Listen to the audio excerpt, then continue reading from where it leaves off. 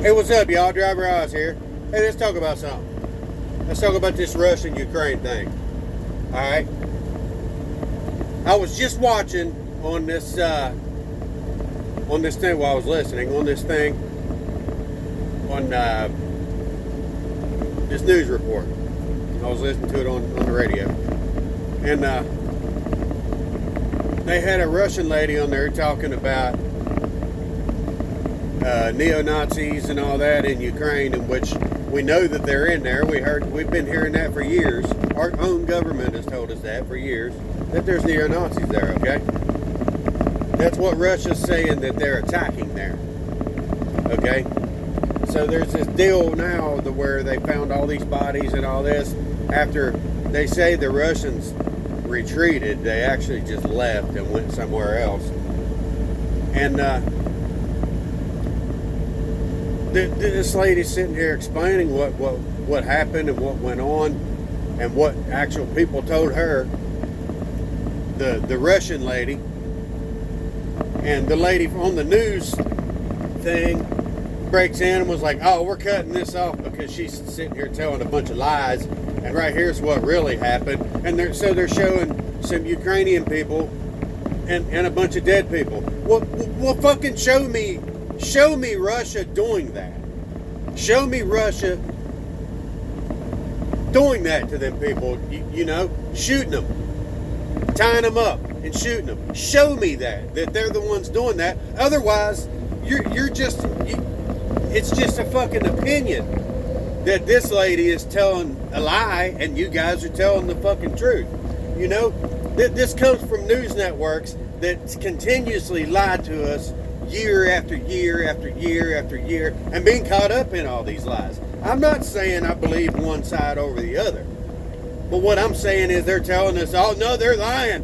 They're lying. That's why we're going to cut them off. We're not going to let them talk because they're lying. This is what's really happening." That you can't fucking prove it. You can't prove that's what's really happening. No, you cannot prove that's what's actually happening. I mean, do you think for 1 minute that if Putin wanted to kill everybody in fucking Ukraine, he'd just do endless airstrikes and just fucking blow them all to hell? He wouldn't even have to send troops in. Now, see, that's where the water gets muddy. Because we're only hearing one side of the story here.